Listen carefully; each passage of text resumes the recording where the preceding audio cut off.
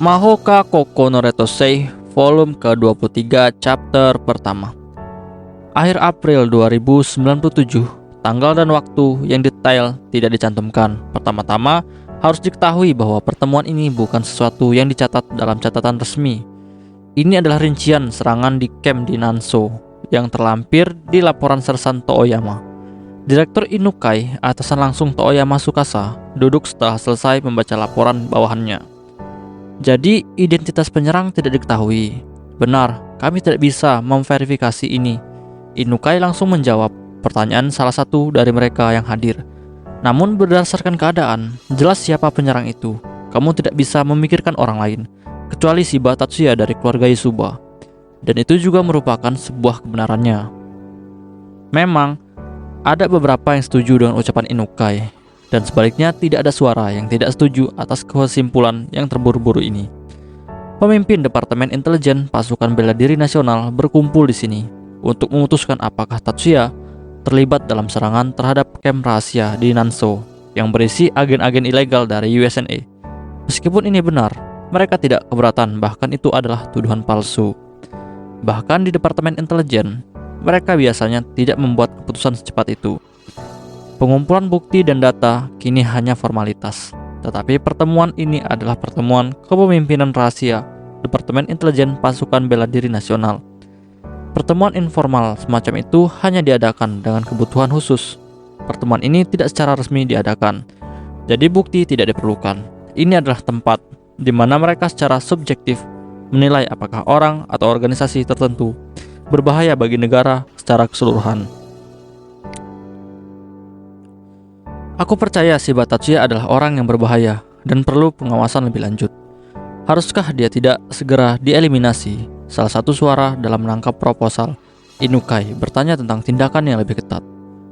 Gagasan bahwa dia sangat berbahaya itu benar, tetapi dia tidak diragukan lagi memiliki kekuatan bertarung yang langka dan tak tergantikan. Bahkan jika keluarga Yasuba ada di belakangnya, kekuatannya lebih unggul dari keajaiban keluarga Tooyama. Ini sangat menarik. Melanjutkan pidato Inukai, Direktur Departemen Pertama tentang masalah khusus diri.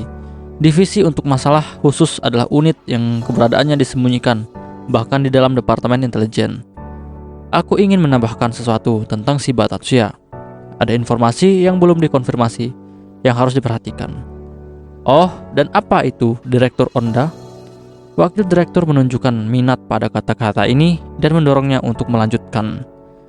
Kupikir kalian semua sudah tahu bahwa keluarga Yasuba, tempat Shiba Tatsuya berada, mempunyai hubungan yang kooperatif dengan Batalion 101. Setelah kata-kata Onda, mereka yang duduk di meja mengangguk. Lalu, wakil direktur menunjukkan bahwa dia juga sadar. Shiba Tatsuya sebagai anggota Batalion 101 mungkin penyihir yang menghancurkan pelabuhan Zenhai pada Oktober tahun lalu sebelumnya.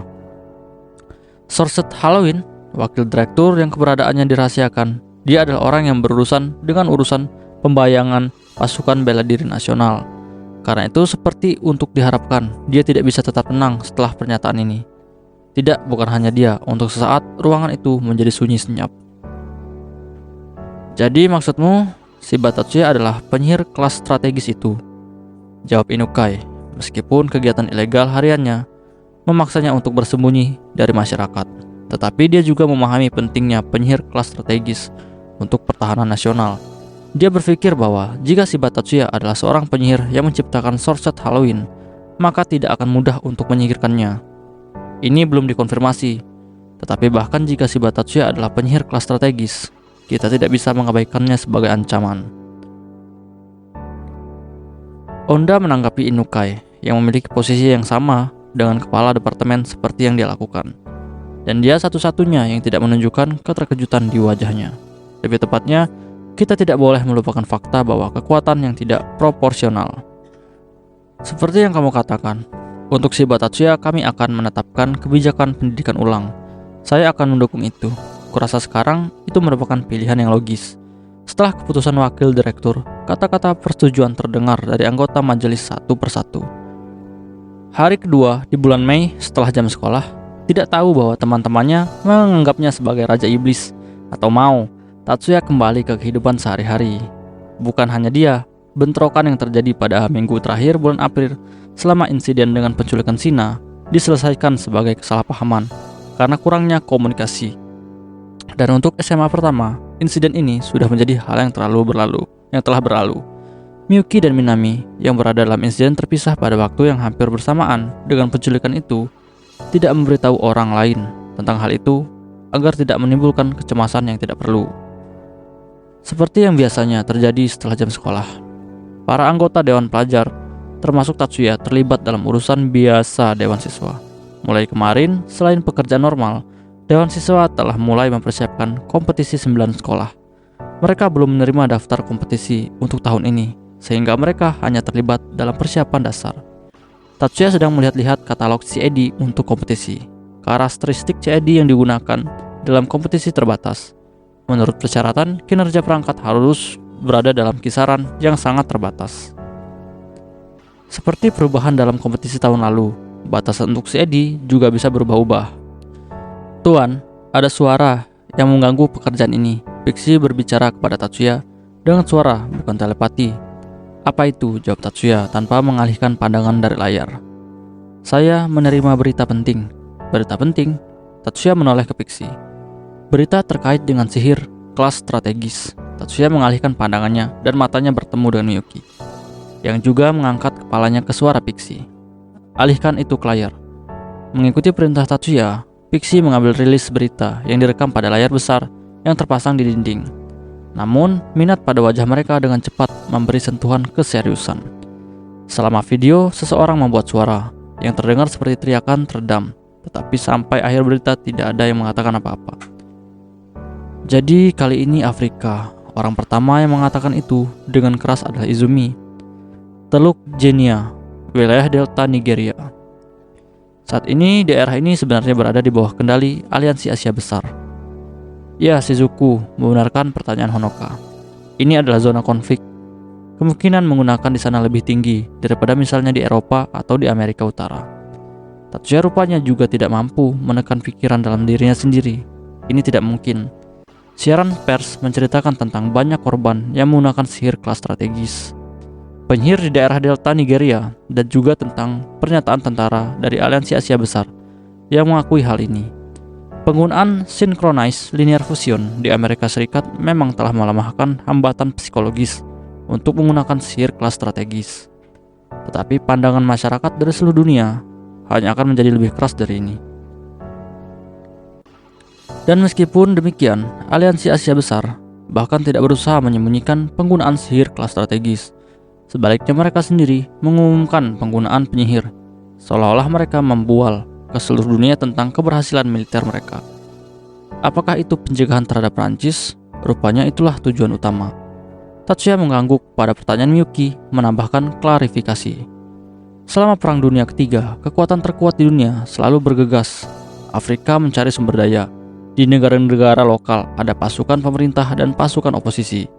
Bahkan sekarang ketika lebih dari 30 tahun telah berlalu sejak akhir Perang Dunia Ketiga, konflik di sana terus berlanjut. Meskipun mereka telah menjadi jauh lebih kecil, persaingan antara pasukan Aliansi Asia Besar dan Prancis di wilayah Teluk Jenia menyerupai permainan terbalik.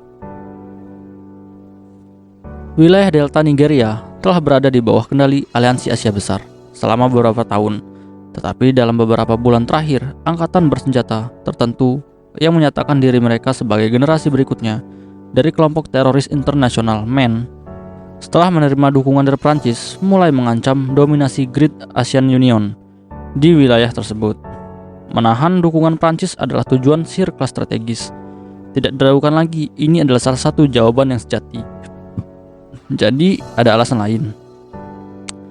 Pertanyaan yang dilontarkan bukan dari Miyuki, tetapi dari Izumi. Masih belum bisa dikatakan bahwa dia sudah terbuka dengan Tatsuya. Sihir kelas strategis Thunderclap Tower digunakan, namun penggunaan sihir yang dideklarasi oleh Aliansi Asia Besar bukanlah Liu Yunde, tapi seorang gadis yang bernama Liu Lili.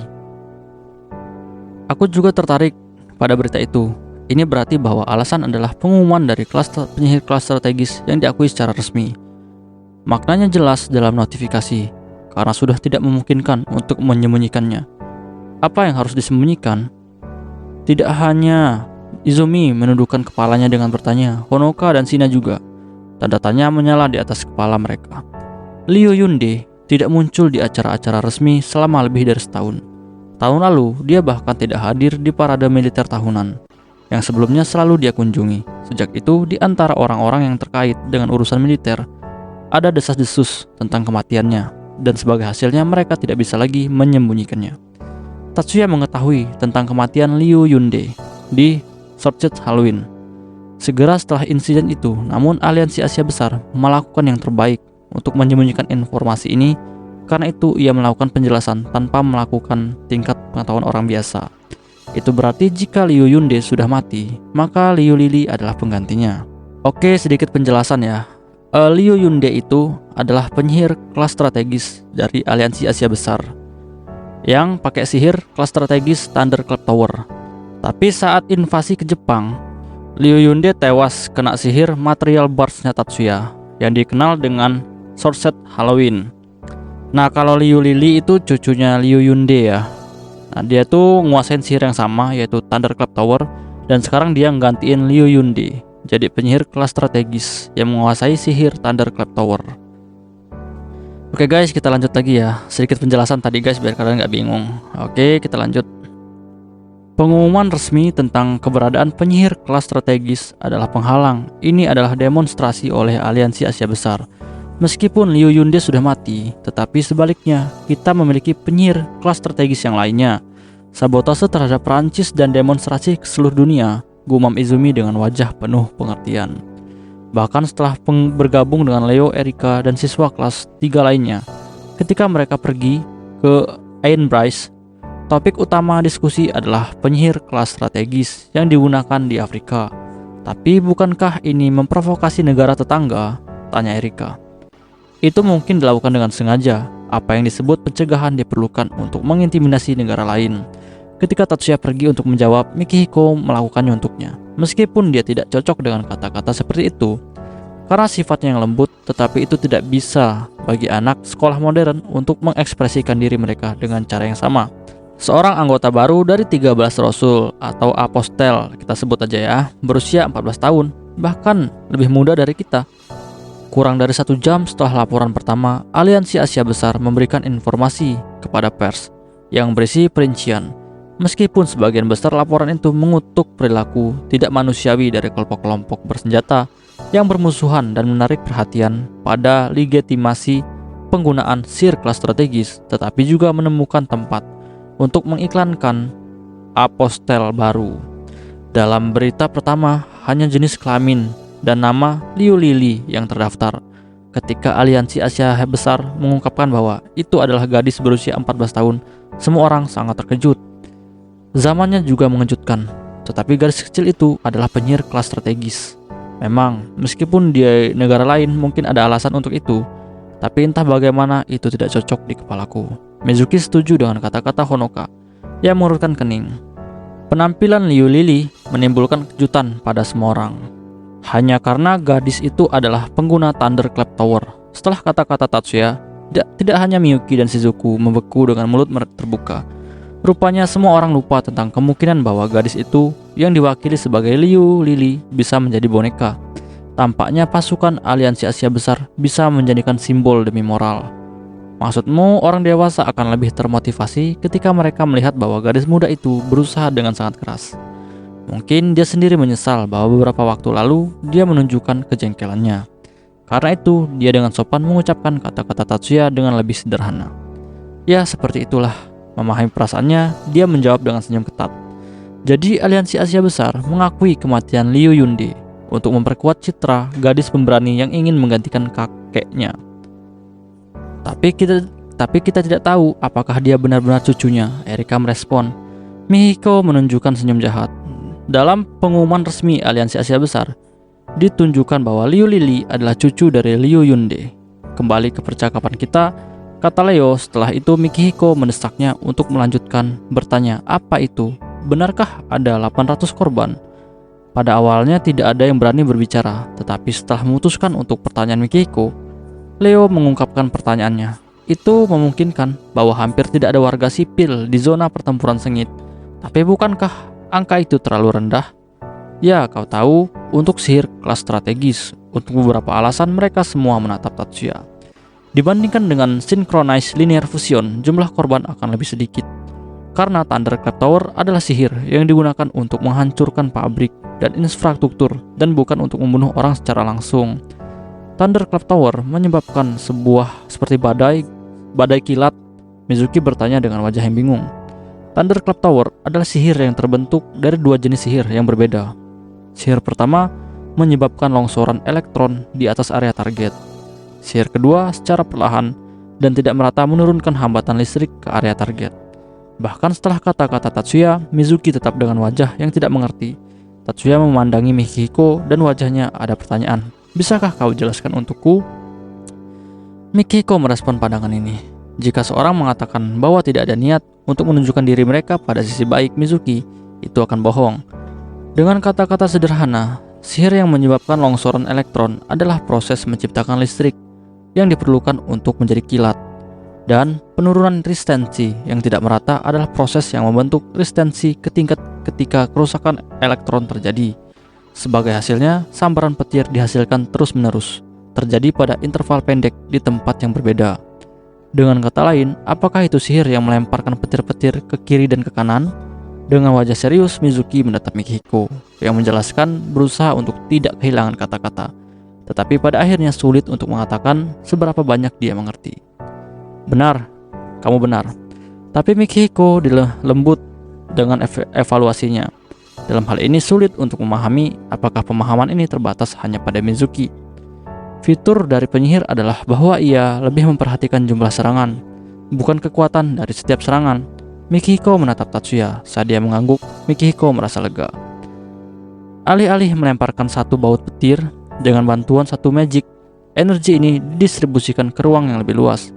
Untuk infanteri ringan, ini adalah sihir yang membuat kita bermimpi buruk. Tetapi jika kamu mengambil tindakan terhadap listrik, maka cedera fatal dapat dihindari. Tetapi sihir ini memiliki efek yang berbeda, melampaui semua harapan. Penghancuran infrastruktur, ya sambaran petir yang terjadi pada interval pendek, menandakan osilasi diskontinu dari medan elektromagnetik di wilayah ini. Masalah lain yang disebabkan Thunderclap Tower adalah ia juga melumpuhkan fasilitas medis. Kemungkinan besar ada banyak dari mereka yang meskipun mereka tidak mati secara instan, tetapi mereka tidak akan dapat menerima bantuan. Dengan ekspresi muram, Tatsuya menjawab pertanyaan pemalu Miyuki. 2 tahun lalu, di kompetisi 9 sekolah, tepatnya pada tahun 2095, Shizuku menggunakan sihir aktif Airman yang dikembangkan oleh Tatsuya. Dengan sihir ini, Shizuku mengambil mahkota atau kemenangan dari perlombaan cabang speed shooting divisi pendatang baru. Sebagai sihir baru, aktif Airman harus direkam dalam indeks sihir yang dikompilasi Universitas Sihir Nasional. Namun, Tatsuya yang pada saat itu berstatus sangat rendah di keluarga Isuba, sehingga ia diabaikan dan dianggap sebagai freeloader dan tidak menjadi pusat perhatian. Ia juga menyarankan mendaftarkan Shizuku sebagai pengembang dari sihir aktif Airman tersebut. Setuju dengan hal tersebut, akhirnya rekaman data aktif Airman dibuat dalam bentuk yang tidak lengkap dengan catatan pengembang tidak dikenal. Pada bulan Januari tahun ini, rekaman sihir ini akhirnya terdaftar secara resmi. Tatsuya menerima status putra kepala keluarga dan pengantin pria dari kepala keluarga berikutnya. Jadi dia tidak lagi harus bersembunyi. Tetapi pada saat yang sama, Tatsuya sendiri tidak mengambil langkah aktif untuk mengekspos dirinya ke muka umum. Yang benar adalah bahwa sejak Universitas Nasional menyadari bahwa Tatsuya adalah pengembang yang sebenarnya, mereka secara bertahap mendekati pengungkapan kebenaran. Setelah pengumuman mempelai Tatsuya adalah kepala keluarga Isuba berikutnya, mungkin seorang di universitas mengingat apa yang terjadi dan menyadari keadaannya. Pada awal tahun, mereka mengambil Tatsuya. Untuk mendapatkan izin, mereka menangis memohon padanya, merujuk pada fakta bahwa sihir telah disimpan begitu lama, dalam bentuk yang belum selesai. Dan pada akhirnya Tatsuya menyerah dan memberikan persetujuan. Itu sebabnya hari ini dia merasa bahwa menyetujui untuk menggunakan namanya adalah keputusan yang bagus. Ya, setidaknya itu tidak akan berakhir mengganggu Shizuku, pikirnya ketika dia melihat berita pagi ini. Tempat Tatsuya seperti tahun lalu, berada di dekat jendela ke koridor. Masih ada waktu yang tersisa sebelum dia masuk kelas. Dan di kelas 3E dipenuhi dengan siswa yang berbisik menatap Tatsuya. Sambil mendorong bagian atas tubuhnya melalui jendela yang mengarah ke koridor, Erika melirik ke ruang kelas. Para siswa yang bertemu dengannya memalingkan wajahnya dengan bingung. Melihat sekeliling ruangan dengan tatapan suram, Erika menatap Tatsuya. Pembicaraan ini tentang fakta bahwa gerilyawan bersenjata menggunakan active air mine. Apakah itu benar? Kekuatan penghancuran adalah kelas taktis. Aku tidak berpikir bahwa sihir ini bisa menghasilkan daya sebesar itu. Dari sisi papan tulis, Tatsuya berbicara kepada Mikihiko yang datang ke sini dari kelasnya. Tapi bukan karena penasaran, tapi karena dia khawatir tentang Tatsuya. Active Airman tidak memiliki batas kekuatan, meskipun ada hubungan antara skala dan kecepatan, tetapi tergantung pada penyihir kekuatannya bisa lebih tinggi. Aku menghargai perhatianmu, tetapi menilai dari kondisi mayat, sihir ini benar telah digunakan. Tatsuya menjawab dengan nada acuh tak acuh. Wajah Mikihiko menjadi gelap, dan bisikan di ruangan menjadi lebih aktif. Jelas, topik bisikan teman sekelasnya adalah berita yang pagi ini disebarkan oleh media. 2 hari yang lalu, penggunaan sihir kelas strategis di Afrika menyebabkan banyak kematian. Dalam rangkuman Aliansi Asia Besar yang mengendalikan wilayah ini, jumlah korban hingga kemarin mendekati 900 orang. Meskipun sudah mungkin untuk mengatakan bahwa skala kerugiannya cukup besar, tetapi media barat berspekulasi bahwa kerugian di antara penduduk lokal saja bisa melebihi 3.000 orang. Gerilya bersenjata yang dapat dianggap sebagai bagian dari penduduk lokal, juga mereka yang bisa disebut teroris, dan bukan gerilyawan, suka bersembunyi di antara penduduk. Dan tadi malam mereka membalas dendam. Pangkalan militer Aliansi Asia Besar di Asia tengah diserang oleh gerilyawan bersenjata. Dalam sebuah pernyataan yang melaporkan serangan yang berhasil, tokoh kunci dalam pertempuran itu adalah seorang gadis dari pantai barat Teluk Jenia, seorang penyihir bernama Evia Mensah, dan sihir yang dia gunakan adalah Active Air Mine. Active Air Mine adalah sihir yang menghancurkan benda padat dengan bantuan zona getaran, di mana gelombang kompresi dibuat. Seorang yang jatuh ke zona getaran seperti itu akan mengakibatkan semua tulangnya hancur, dan dia akan mati dengan berubah menjadi lembut seperti bubur yang berdarah. Sekarang setelah dikonfirmasi, Evia Mensah adalah orang pertama yang menggunakan sihir ini untuk membunuh orang. Meskipun Tatsuya Kun adalah pengembang sihir, bukankah para korban menjadi tanggung jawab para pengguna pada konflik itu? Tatsuya Kun tidak bertanggung jawab untuk ini. Erika menggigit lidahnya dengan kesal. Karena di antara teman sekelas dengan wajah bingung, Tatsuya punya satu pengecualian. Tanggung jawab moral untuk menciptakan sihir yang tidak manusiawi terletak pada dirinya. Oh, benarkah? Ucapan pedas Erika menjawab dengan nada mengancam. Ini memaksa pembicaraan kata-kata itu. Hirakawa Chiaki untuk berpaling juga. Erika, hentikan. Tatsuya menghentikan Erika yang matanya menyala berbahaya. Para siswi yang duduk di dekat Chiaki menjadi ribut. Tanggung jawab moral, dinamit Nobel, bom atom Einstein, kamu bisa memberikan banyak contoh, gumam Leo dengan suara bosan. Meskipun mereka membuatnya, apakah mereka juga yang disalahkan? Di tempat ini tidak ada orang yang bisa menyangkal kata-kata ini. Kamu bersikeras bahwa Universitas Nasional tidak bertanggung jawab, kan? Indeks Active Airman, nama sejati hanya dikumpulkan peneliti sains sihir, dan Universitas Nasional hanya memainkan peran sebagai organisasi penelitian. Di layar televisi, seorang perwakilan dari Universitas Nasional menanggapi pertanyaan-pertanyaan wartawan yang arogan, berbicara dengan suara tegas, tetapi wajahnya menyatakan bahwa dia hampir siap untuk menyerah di bawah tekanan musuh.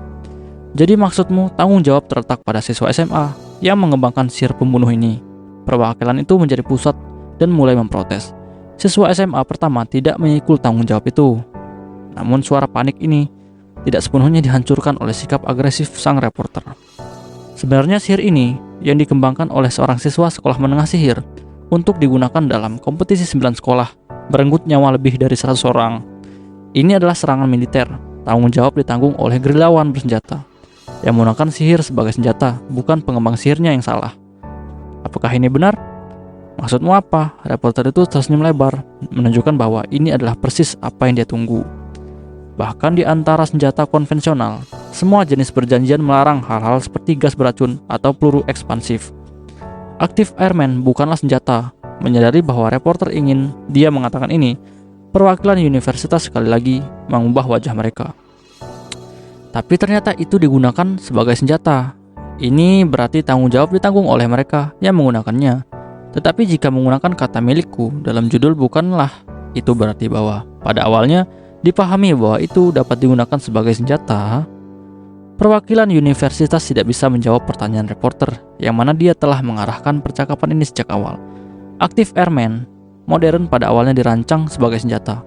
Active Airman yang ditulis dalam Sihir Encyclopedia secara inherent cocok untuk penggunaan militer dan sulit untuk memanggil Active Airman sebagai pengecualian dari aturan ini. Universitas kami percaya bahwa dalam kasus sihir yang dikembangkan oleh Jepang yang digunakan dalam konflik bersenjata di Asia Tengah, tanggung jawab terletak pada pihak yang menggunakannya. Pada akhirnya, perwakilan universitas dapat menyelesaikan wawancara hanya dengan argumen seperti itu. Onisama, apakah benar komunitas internasional tidak hanya diizinkan memiliki, tetapi juga mengembangkan senjata yang tidak manusiawi? Setelah pengecualian minggu ini, sebuah konferensi pers diadakan di National Universitas Active Airman.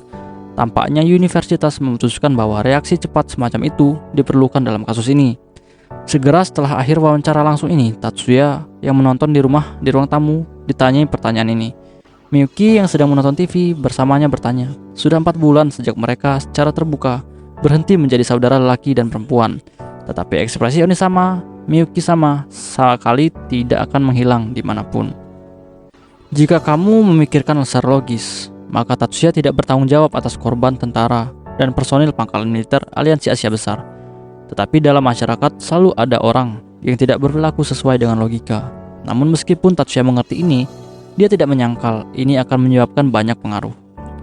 Setelah jam sekolah, hari Jumat 10 Mei 2097. Kawan, tolong dengarkan.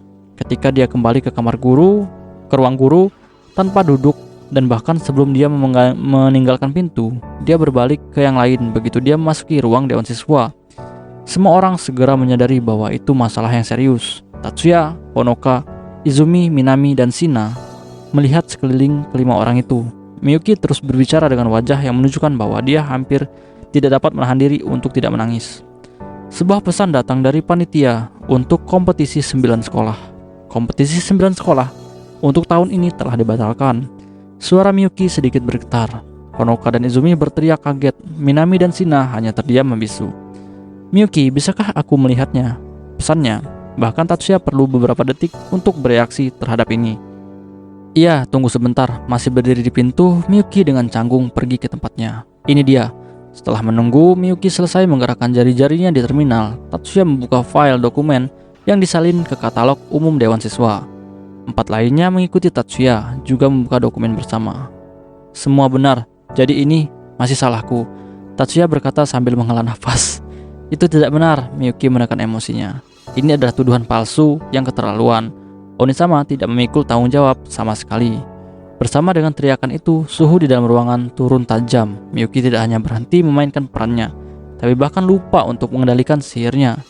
Miyuki, tenang, Tatsuya tidak menaikkan suaranya karena dia menyadari bahwa kemarahan ini adalah karena dia.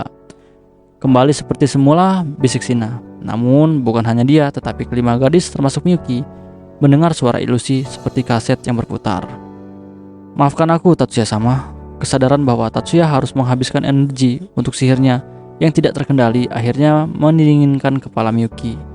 Dia telah menjadi tenang. Tetapi Tatsuya-sama tidak harus bertanggung jawab. Kompetisi 9 sekolah dibatalkan karena panitia turnamen tidak bertanggung jawab. Memang dalam beberapa hari terakhir ada banyak kritik yang terkait dengan kompetisi 9 sekolah, tetapi bukankah itu karena perubahan tahun lalu? Itu benar. Argumen tentang Active Airman hanya sedikit di awal. Sekarang sebagian besar kritikus berfokus pada cita rasa militer yang kuat yang hadir di turnamen tahun lalu. Upaya untuk menghibur Miyuki dan Honoka terkait dengan gelombang histeri dalam mencari tanggung jawab untuk penciptaan sihir yang tidak manusiawi yang diangkat di media pada hari Senin, sehari setelah konferensi pers Universitas Sihir Nasional. Tema utama berita pagi hari pada hari Minggu 12 Mei adalah pengumuman proyek internasional yang diadakan di Los Angeles pada pukul 13 waktu setempat. Pembicaraan adalah Edward Clark. Dia adalah seorang insinyur dari agen pemerintah yang dikenal sebagai NSA. Dalam pernyataan dikatakan bahwa NSA menyerukan kerjasama dari semua negara di dunia. Faktanya tidak ada tindakan yang dilakukan dan Amerika baru saja meluncurkan proyek internasional saja. Proyek itu disebut Project Dione.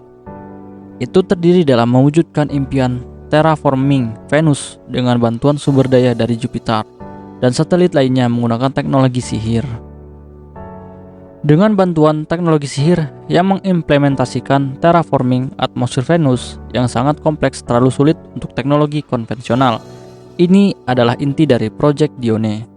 Edward Clark menyuarakan nama-nama 9 orang yang diperlukan untuk implementasi Project Dione.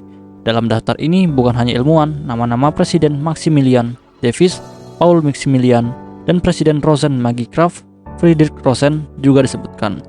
Artinya kerja sama dari dua produsen peralatan sihir terbesar diminta ikut andil. Itu cukup masuk akal dan memungkinkan. Selain itu juga terdapat apostel atau salah satu dari 13 rasul yang tertulis di daftar, yakni William MacLeod dan Igor Bezobrazov. Alasan mengapa media Jepang menarik perhatian pada proyek yang baru, hanya tahap perencanaan ini adalah orang ke-10 dalam daftar tersebut yang tidak disebutkan namanya. Setelah menyuarakan nama-nama ke-9 orang tersebut, Edward Clark menatap kamera dan berkata, "Ada spesialis teknik lain yang sangat ingin kami temui dan ikut dalam proyek ini. Kami tidak dapat memberitahukan nama aslinya karena menurut undang-undang negara tempat tinggal, ia masih dianggap anak di bawah umur.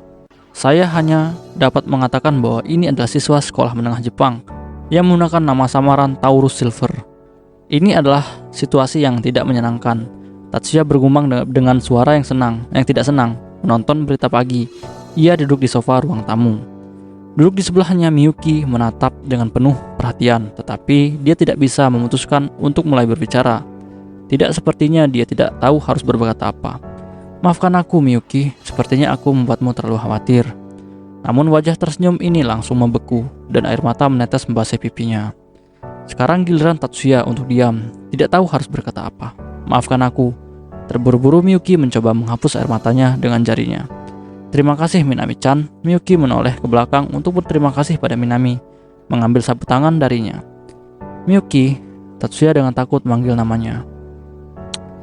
Miyuki sedikit menurunkan sapu tangannya. Wajahnya yang memandang keluar dari bawah poni berwarna merah cerah.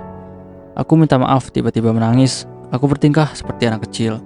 Sepertinya Miyuki malu dengan menunjukkan air matanya seperti ini. "Tidak, aku tidak menganggapmu seorang anak. Tapi apa yang terjadi?" Miyuki melepaskan sapu tangan dari wajahnya. Oni-sama, tidak Tatsuya-sama," mengoreksi permohonan kepada Tatsuya. "Aku tidak akan." Tatsuya tidak bisa menyelesaikan kata-kata pembenaran karena dia tahu bahwa dia tidak tahu bagaimana cara berbohong. "Aku juga mengerti bahwa Tatsuya-sama berada dalam situasi yang sulit. Aku tidak bisa untuk memahami Tatsuya. Sungguh, mungkin aku tidak bisa melakukan apa-apa, tapi Tatsuya-sama, setidaknya bagikan masalahmu kepadaku, karena aku bukan lagi saudaramu, tapi sebagai calon istrimu." Miyuki melirik ke samping dan melihat ekspresi Tatsuya. Meskipun dia tidak mengatakan sesuatu yang aneh, dia malu akan berkata-kata. Ini adalah refleks Tatsuya melihat Miyuki yang pemalu. Berkat Miyuki, suasana hati Tatsuya membaik. Tetapi itu tidak berarti bahwa masalah yang menimpanya menghilang. Sebaliknya, mulai sekarang dia harus berurusan dengan mereka.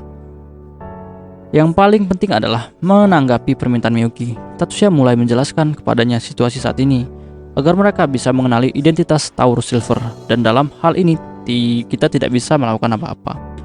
Menghapus ingatan Edward Clark itu tidak mungkin. Benar, kita harus memikirkan apa yang harus dilakukan dalam situasi di mana dunia mengetahui bahwa aku adalah Taurus Silver. Kamu tidak bisa menerima undangan Edward Clark. Aku tidak bisa untuk mengetahui tujuan Edward Clark yang sebenarnya. Kita perlu mempelajari konteks dari Project Dione. Tetapi apakah itu akan memungkinkan penyihir atau tidak? Pada posisiku saat ini, aku tidak dapat pergi ke USNA. Dan jika harus memilih dari keluar atau alasan tersebut, mana yang akan kamu pilih? Aku tidak peduli dengan keduanya. Yang jelas aku tidak akan meninggalkanmu. Miyuki berbalik dengan wajah merah karena pernyataan yang baru-baru ini. Aku bukan lagi saudaramu, tapi seorang pengantin wanitamu. Ini berbeda dari ia yang biasanya. Tatsuya tidak bingung dengan perilaku Miyuki yang sedikit berbeda. Tetapi jika aku meminta maaf, kecanggungan hanya akan meningkat. Tatsuya memutuskan untuk tidak melihat Miyuki menggigil dengan rasa malu dan terus berbicara. Meskipun aku tidak tertarik pada proyek internasional sihir non-militer, tetapi tetap saja kita harus mengatur informasi yang diperlukan. Baiklah, aku mengerti. Informasi yang diberikan oleh Edward Clark memiliki rencana proyek yang singkat. Tatsuya mengamati dokumen aslinya, dan Miyuki membaca teks yang diterjemahkan. Minami meletakkan secangkir teh yang baru diseduh di depan mereka. Seolah-olah ada sinyal. Tatsuya dan Miyuki secara bersamaan melihat ke atas dari kertas elektronik dengan rincian proyek. Yang disebut Dione tampaknya bukan pendamping Saturnus Dione, tetapi dewi dari mitos Yunani. Tatsuya kembali melihat kertas elektronik dan mengurutkan kening. Proyek ini terdiri dari 4 tahap. Tahap pertama, material dan peralatan jadi diluncurkan ke luar angkasa menggunakan sihir tipe berat dan akselerasi.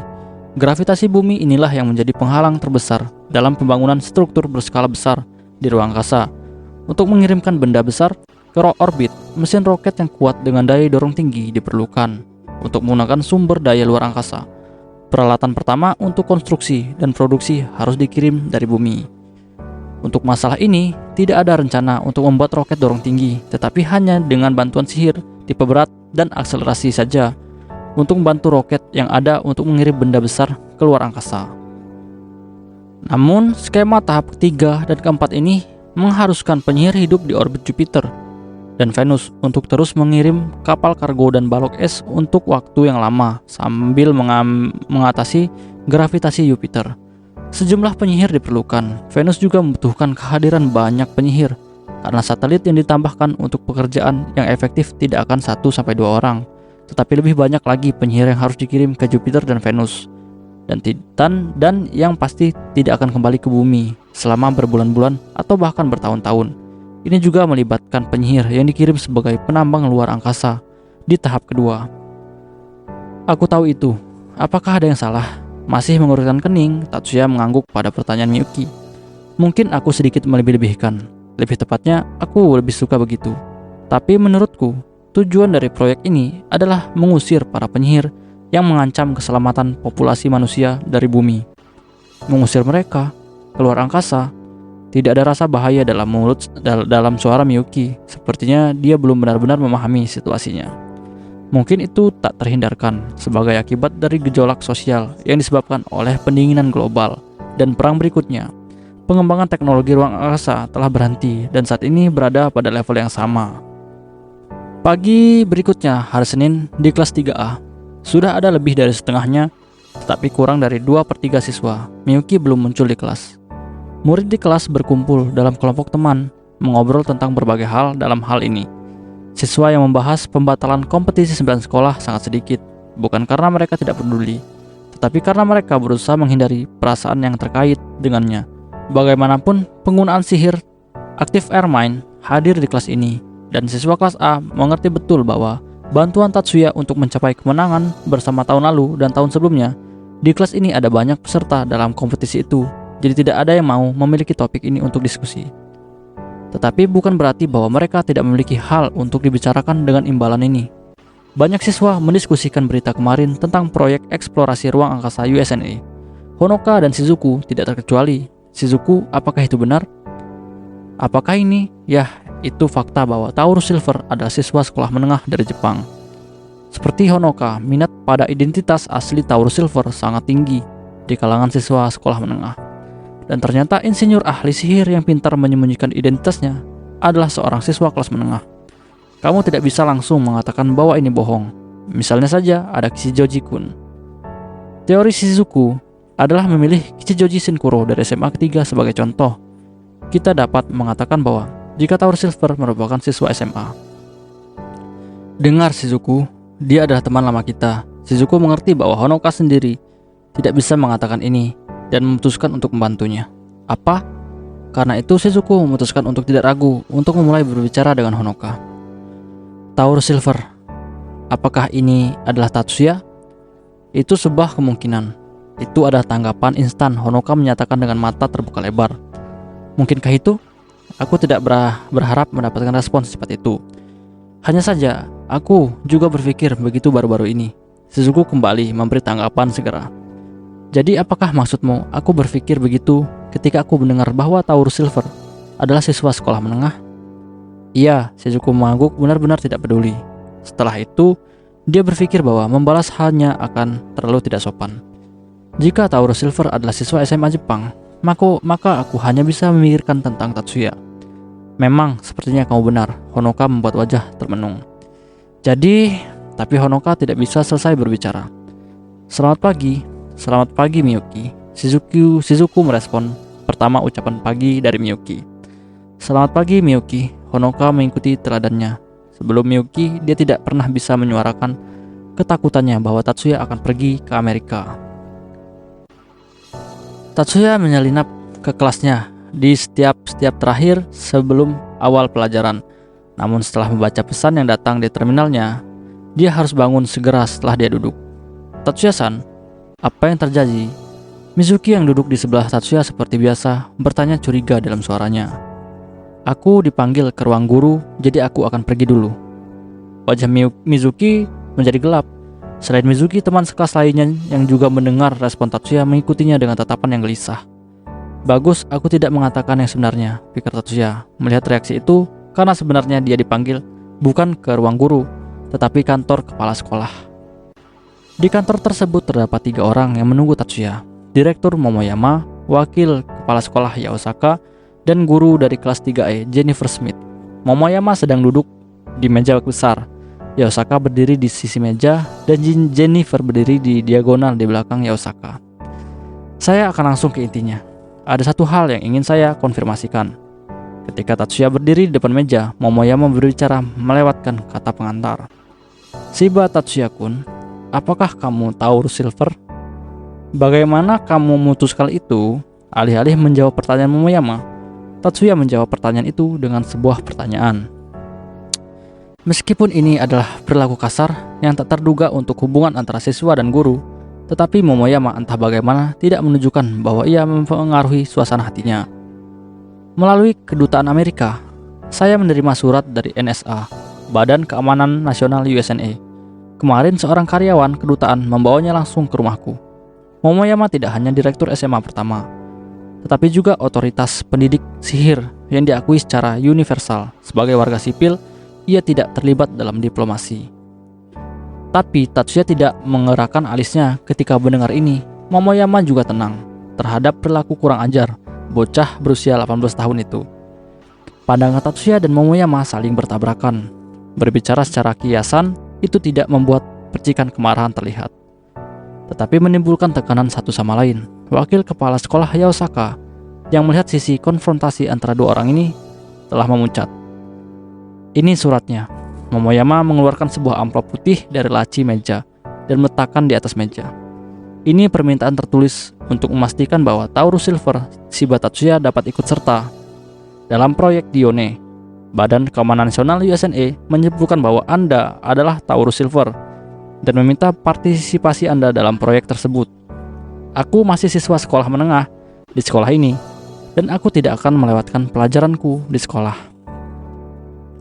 Tatsuya tidak menjawab pertanyaan apakah kamu Tauro Silver. Dia sengaja mengabaikan bagian ini, dan pada dasarnya menolak untuk berpartisipasi dalam proyek ini.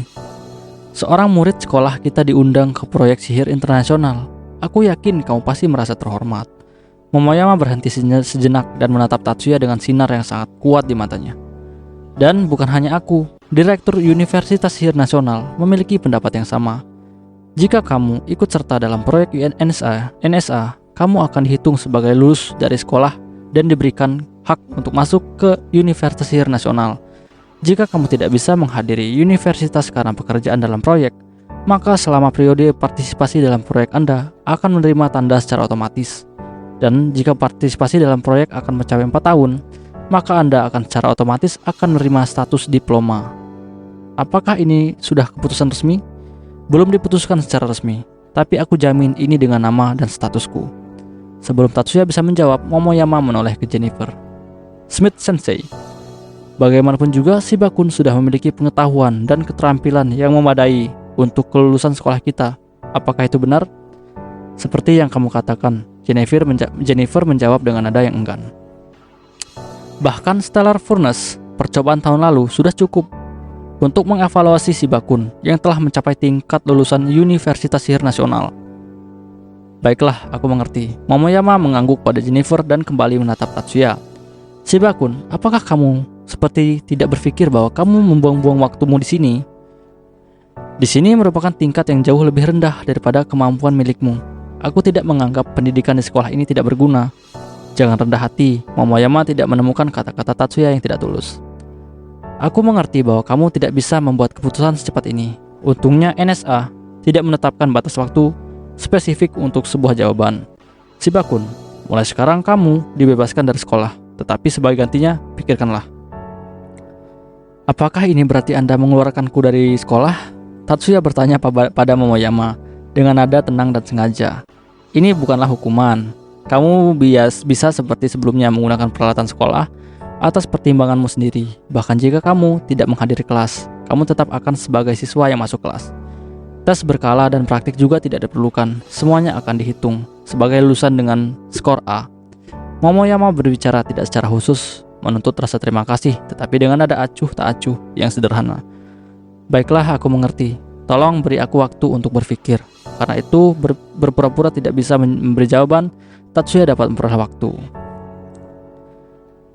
Kembali dari kantor direktur, Tatsuya mulai belajar dengan wajah seperti itu, seolah-olah tidak ada yang terjadi. Pelajaran terakhir sebelum makan malam adalah ujian praktis, tetapi Jennifer tidak menatapnya dengan pandangan curiga, tetapi juga membuat wajah seolah-olah tidak ada yang terjadi. Tindakan pertama dia hanya mengambil setelah kelas selama awal dewan sekolah. Miyuki, aku perlu bicara denganmu sesuatu. Baiklah, apakah tidak masalah jika di sini? Ya, aku ingin yang lain juga mendengarnya. Pada pertanyaan Miyuki, yang berarti apakah mereka perlu pindah tempat lain? Tatsuya duduk di hadapan Miyuki, Honoka, Izumi, dan Shina. Duduk di kursi mereka berbalik ke sisi meja, dan Minami berdiri di belakang Miyuki secara diagonal. Pixie bangkit dari kursinya di sudut ruangan dan membawakan teh untuk mereka yang duduk di meja. Jadi Tatsuya sama, apa yang ingin kamu bicarakan? Menunggu Pixie mundur dari meja, Miyuki memulai. Pagi ini aku dipanggil ke kantor direktur, di mana mereka memberitahuku bahwa aku telah dibebaskan dari sekolah. Mengapa? Miyuki berdiri dan bersandar di atas meja. Bukan hanya Miyuki, Honoka juga melompat dari kursinya. Alasan akan aku jelaskan di rumah. Aku diberitahu bahwa ini bukan penangguhan atau larangan pergi ke sekolah. Sebenarnya mereka sepertinya tidak ingin aku pergi ke sekolah untuk sementara waktu. Alasannya apakah diskor? Miyuki duduk kembali dengan upaya keras untuk menenangkan diri. Iya, benar. Apakah itu karena pembatalan kompetisi 9 sekolah? Izumi memasukkan pertanyaan sendiri. Bukan seperti itu. Tapi itu bisa jadi bagian dari itu. Lalu alasan langsungnya dari Honoka yang masih berdiri. Dan kata-kata muncul yang tidak bisa dipahami. Itu adalah pertanyaan atau percakapan dengan dirinya sendiri. Honoka berpikir, karena Tatsuya-san adalah Taurus Silver dan diundang ke proyek Amerika. Ini benar-benar jawaban yang tepat. Tetapi ketika Tatsuya menatapnya dengan pandangan yang mengundang dia untuk terus berbicara, dia melambaikan kepalanya dan kata-kata, tidak ada. Mungkin dalam masalah ini keluarga juga akan bisa memberitahu kita sesuatu. Tidak hanya Miyuki dan Minami, tetapi Honoka, Izumi, dan Shina menyadari bahwa ketika dia menyebut keluarga, yang dia maksud adalah Yosuba. Aku tidak bisa menyangkal kemungkinan bahwa aku tidak akan bisa bersekolah untuk sementara waktu. Karena itu aku ingin meninggalkan posisi anggota Dewan Siswa. Ruang OSIS ditutupi oleh selubung keheningan. Miyuki diam, Tatsuya sedang menunggu jawabannya. Izumi menatap Miyuki dalam diam dan Honoka pada Tatsuya. Shina memalingkan matanya dari Miyuki ke Tatsuya dan kembali, dan Minami berdiri dengan matanya yang menghadap lantai. Untuk mengganti teh yang sudah dingin, Pixie datang untuk mengambil cangkir. Minami dengan cepat mencari tahu, menyajikan teh baru untuk Tatsuya dan Miyuki. Kemudian dia kembali ke belakang Miyuki dengan senyuman yang puas. Aku mengerti. Akhirnya memecah kesunyian dengan rasa sakit di suaranya. Miyuki memeras jawabannya. Tapi jika kamu berhenti menjadi anggota Dewan Siswa, kamu tidak bisa memakai CID di sekolah. Aku percaya bahkan setidaknya secara nominal lebih baik tetap menjadi anggota Dewan Sekolah. Tapi kalau begitu, tidak masuk akal. Tidak ada yang tidak akan mengeluh. Miyuki berbicara tentang pelecehan untuk tujuan pribadi. Tatsuya pertama akan mencela dia, namun melihat pemandangan tragis Miyuki, siap menangis kapan saja dia meninggalkan ide ini. Aku mengerti. Kami akan melakukannya seperti yang kamu katakan. Bahkan urutan di sekolah untuk Tatsuya sama sekali tidak relevan. Saya berhasil menyelesaikan masalah dengan Dewan Siswa, tetapi Tatsuya dan Miyuki memiliki masalah lain yang masih harus diselesaikan. Kalian berdua maaf untuk telepon yang terlambat. Mustahil untuk tetap diam kepada Maya tentang surat yang diterima oleh Momoyama dari Badan Keamanan Nasional USNA. Tidak apa-apa, apakah kamu punya urusan yang penting? Melihat ekspresi di wajah Maya, Tatsuya merasa sedikit tidak nyaman. Ya, saya pikir ini adalah situasi yang serius. Setelah mengatakan ini sebagai pengantar, Tatsuya melanjutkan sebelumnya Maya mengatakan sesuatu. Momoyama dari SMA pertama, wakil kepala sekolah Yaosaka, dan seorang guru bernama Jennifer Smith mengetahui identitas Taurus Silver. Tampaknya itu ditulis dalam dokumen yang dikirim ke kantor Momoyama dari Badan Keamanan Nasional USNA melalui kedutaan Amerika. Apakah ini terkait dengan proyek itu? Maya menjawab dengan sedikit penundaan. Iya benar, Tatsuya-san, kamu tidak mengkonfirmasinya kan? Untuk pertanyaan apakah kamu Taurus Silver, Tatsuya tidak bisa menjawabnya dengan iya. Maya menyadari ini di tengah pertanyaannya. Tidak, namun itu masih tidak masuk akal. Bahkan jika Tatsuya membantahnya, Momoyama dan Yaosaka akan tetap percaya pada NSA. Dan bukan hanya mereka, banyak orang yang mengenal Tatsuya setelah mendengar pernyataan bahwa identitas asli Taurus Silver adalah Shiba Tatsuya, bukan karena NSA adalah lembaga pemerintah Amerika. Pada saat ini Tatsuya sudah menunjukkan terlalu banyak kemampuan yang mengarah pada ini. Sungguh, meskipun ini jauh lebih awal dari yang direncanakan, kita harus menyembunyikan identitas Taurus Silver. Maya di layar videopon mengambil pandangan termenung. Tatsuya tidak mengatakan apa-apa dan dengan sabar menunggunya untuk berbicara. Ngomong-ngomong, apakah Momoyama Sensei mengatakan hal lain? Tatsuya menceritakan semua tentang kondisi yang ditawarkan kepadanya oleh Momoyama. Momoyama Sensei tampaknya melakukan ini untuk menghindari campur tangan para politisi dan media dalam urusan administrasi sekolah mengenai masalah posisi Tatsuya-san. Aku juga berpikir begitu. Asumsi Maya tentang motif Momoyama bertepatan dengan asumsi Tatsuya. Begitu ya, Tatsuya-san. Sebaiknya kamu tidak mengunjungi SMA pertama untuk sementara waktu. Apakah kamu ingin membuatku dalam tahanan rumah di rumah utama? Setelah insiden Yokohama, karena menggunakan material bars, Tatsuya sudah menerima instruksi langsung dari Maya untuk tinggal di rumah utama untuk sementara waktu. Tatsuya berpikir bahwa kali ini akan sama, tetapi Maya menggelengkan kepalanya di layar. Saya tidak akan mengatakan bahwa ini adalah tahanan rumah, karena bagaimanapun juga besok, suara menjengkelkan akan mulai meningkat di sekitarmu. Saya berpikir bahwa hal-hal seperti itu akan melanggar penilaianmu. Tetapi apakah itu tidak mengganggu? Oleh karena itu saya berpikir untuk mendinginkan semangat publik, kamu hanya perlu berpura-pura sedang dihukum dan menjadi tahanan rumah. Tatsuya tidak bisa menerima dan dengan jujur mempercayai kata-kata Maya. Tetapi Tatsuya tidak setuju dengan pendapat bahwa masyarakat membutuhkan waktu untuk menenangkan diri. Dan jadi dia mengangguk dengan kata-kata, saya sepenuhnya setuju. Maya di layar memandangi Miyuki yang berdiri di sebelah Tatsuya, lalu berbicara secara di belakang. Di belakangnya adalah Minami, lalu kembali menatap Tatsuya. Kami akan menambahkan keamanan di sekolah dengan Minami-chan, meskipun Tatsuya mungkin khawatir. Melihat langsung ke kamera, Tatsuya menggelengkan kepalanya. Tidak, aku menyadari bahwa kemampuan Minami sangat sempurna. Pipi Minami sedikit memerah. Mengetahui bahwa Tatsuya tidak pernah melemparkan kata-kata ke dia, sangat didorong oleh kepercayaan yang ditunjukkan padanya. Begitu, lalu Minami-chan, aku mengandalkanmu. Serahkan padaku, Nyonya. Terinspirasi oleh Minami, Maya mengangguk puas pada Minami dari layar videopon. Untuk jalan menuju sekolah dan kembali, kita akan menyediakan orang tambahan. Bukannya aku meragukan kemampuan Minami-chan.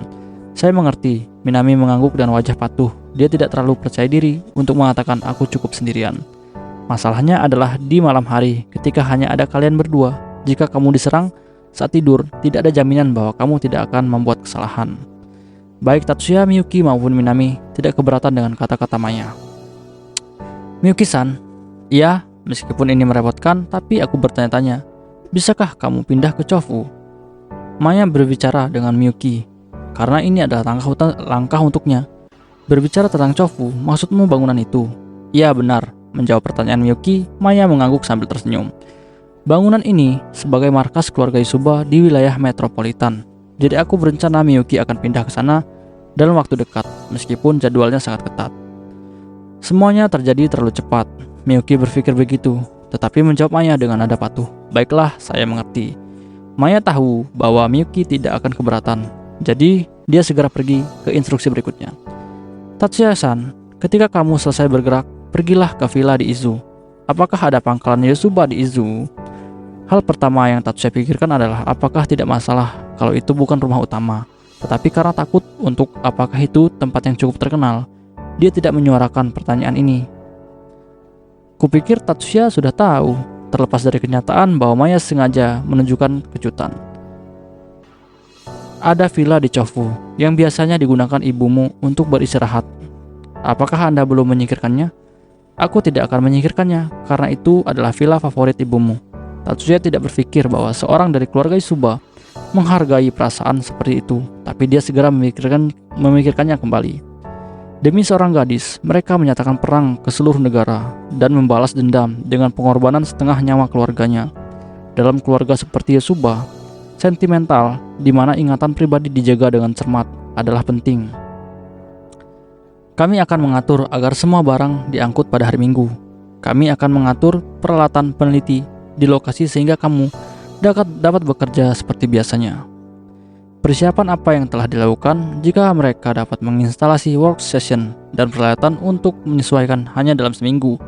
Mungkin villa ini sebenarnya merupakan basis penelitian eksternal. Pikiran seperti itu muncul di benak Tatsuya, tetapi dia ragu apakah itu harus disuarakan. Kami akan melakukan apa yang Anda katakan. Menampilkan kepatuhan, Tatsuya membungkuk pada gambar Maya di layar.